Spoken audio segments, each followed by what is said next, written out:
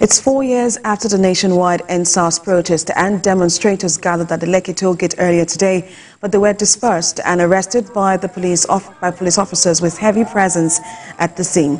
A few hours later, the police public relations officer confirmed on his ex-handle that the arrested protesters have been released. The presence of security officers ensured free flow of vehicle movement at the toll gate. In 2020, youths in Nigeria called for an end to police brutality, demanding the disbandment of the Special Anti-Robbery Squad, among others.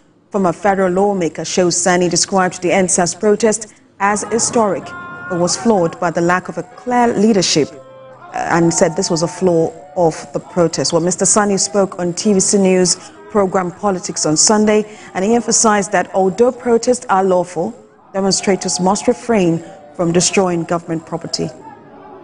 A strong message, and international were sent, and achievements were made. But unfortunately, the problem we had was that there was no clear leadership to consolidate on that and also to make that into a movement. The aspect of police reform also came to be properly, and then also from that time, and I believe to this time, people in government now see the value of consulting young people and also including them into affairs of governance.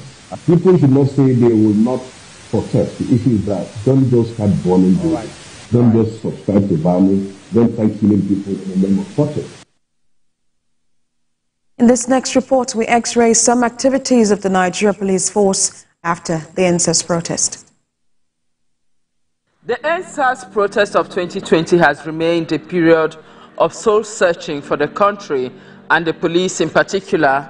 Different reports revealed that 51 persons lost their lives, 11 police officers and 7 soldiers.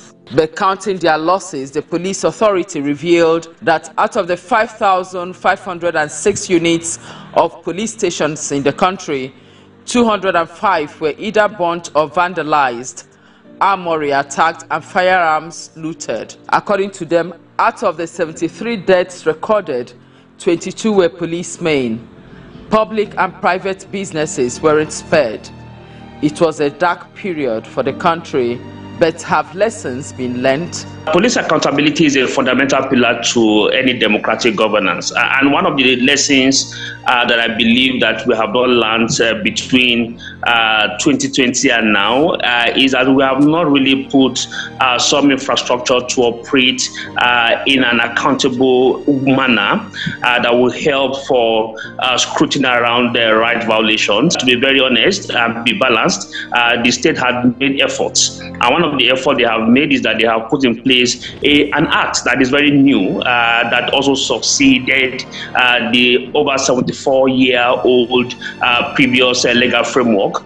For instance, the creation of the complaint response unit, which has been there for a while, but it was strengthened, the public complaint bureau, which was also an infrastructure to manage confidence building, and all of these mechanisms were actually increase the capacity to also help independence. But again, one of the setbacks that we have noticed perhaps was around the inability to process some of the fundamentals. And one is the issue of the regulation. You cannot have a new police act and not have a new regulation that will be able to help you have complementarity.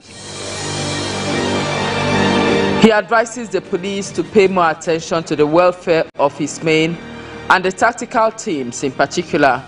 How well are we putting equipment as a priority in developing a plan that will match what we have requested for? The third one is also the mistake of having to put the strategic level interface and intervention at the top and neglecting the tactical level operators. Because again, those who are the tactical level are those who interface with everyday Nigerians. And of course, that is where Nigerians build the perception of what police and policing looks like. Post-NSAS, we have really seen that some roadmaps were built internally, but again, is the internal mechanism for monitoring. And I think for me, that is where the issue really lies. Monitoring has been a little bit of an issue, has been a bit of a setback, and hasn't been something that we have actually enjoyed in a very robust manner. Before disbanding the Special Anti-Robbery Squad, the police had on the 2nd of November 2020 carried out debriefing and medical evaluation of the Special Anti-Robbery Squad officers and other tactical teams.